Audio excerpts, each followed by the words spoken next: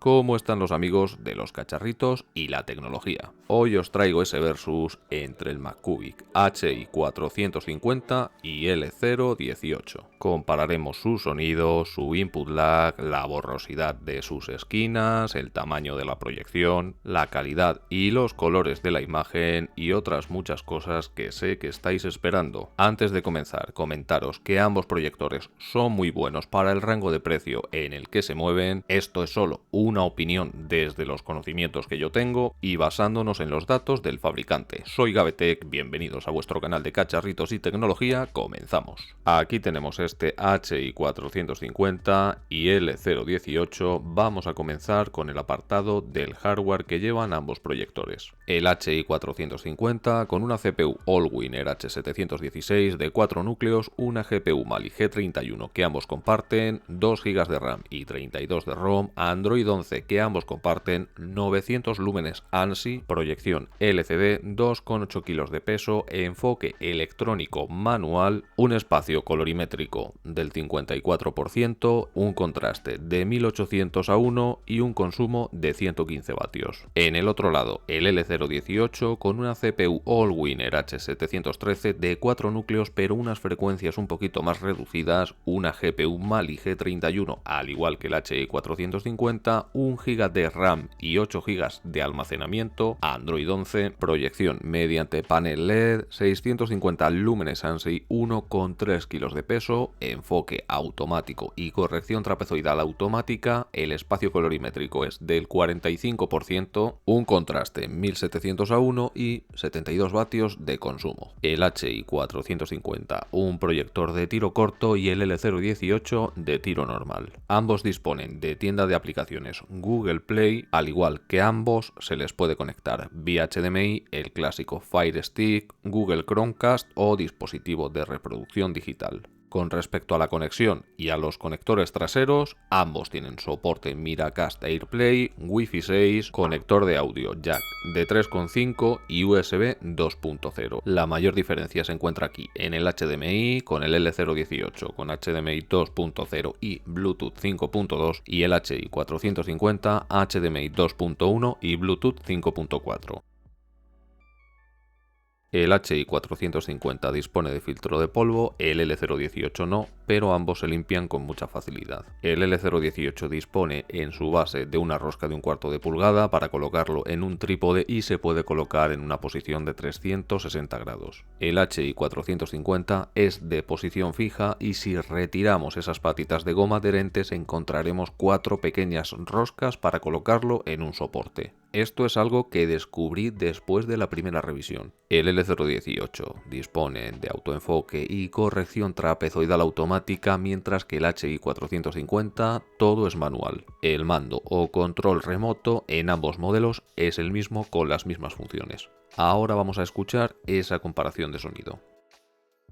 Estaba entregando unos 150 vatios de carga en un horario entre las 11 de la mañana y las 3 de la tarde, que el sol se suele encontrar en el punto más álgido, llega a darnos esos 200 vatios de carga. Aquí puse a cargar 2 de las baterías de uno de los drones que ya hemos visto por el canal y el teléfono móvil, y sí que es cierto que está dándonos unos 15 vatios de consumo que están asumiendo simplemente las placas. El resto de energía se está almacenando completamente en la batería y después de más o menos una hora y media... En este caso, el HI450 se escucha mejor. Con respecto a algo que me preguntáis mucho todos vosotros es el tema del input lag. Ninguno de los dos proyectores sería del todo adecuado para videojuegos frenéticos o videojuegos competitivos. Se puede jugar y yo lo he hecho, pero sí que tiene cierta latencia y se nota. El L018 con 180 milisegundos y el HI450 con 155. Este último tiene un poquito menos de input lag, pero no considero que sea algo aceptable para videojuegos. Para eso tenéis modelos como este. Ahora vamos a escuchar el ruido de ambos ventiladores.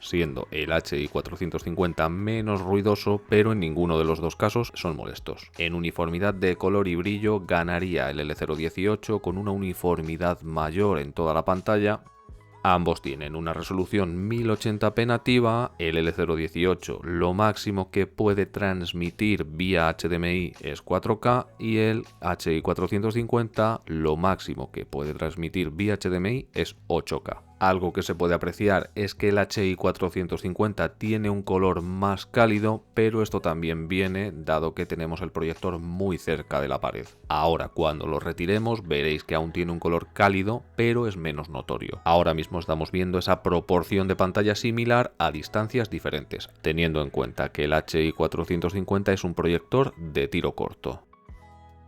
Con respecto a la borrosidad de las esquinas y los laterales, tengo que deciros que en mi caso no he detectado que haya ningún tipo de deformidad en las esquinas, como han comentado algunos, o borrosidad. Os dejo estas imágenes aquí, sacad vuestras propias conclusiones. Respecto a la nitidez de proyección, en este caso, a esta distancia, el HI450 es menos nítido, pero es que este proyector está diseñado para proyectar una pantalla más grande y que sea su distancia óptima. Aquí se puede ver que la proyección es uniforme en las esquinas y que no hay borrosidad. Os dejo con algunas imágenes más para que saquéis vuestras propias conjeturas.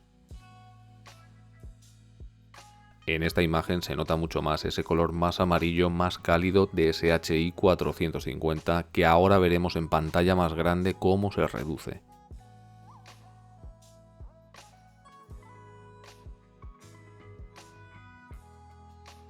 La tasa de refresco es de 60 Hz en ambos casos a su resolución nativa 1080p y en 4K se reduce hasta los 30 Hz.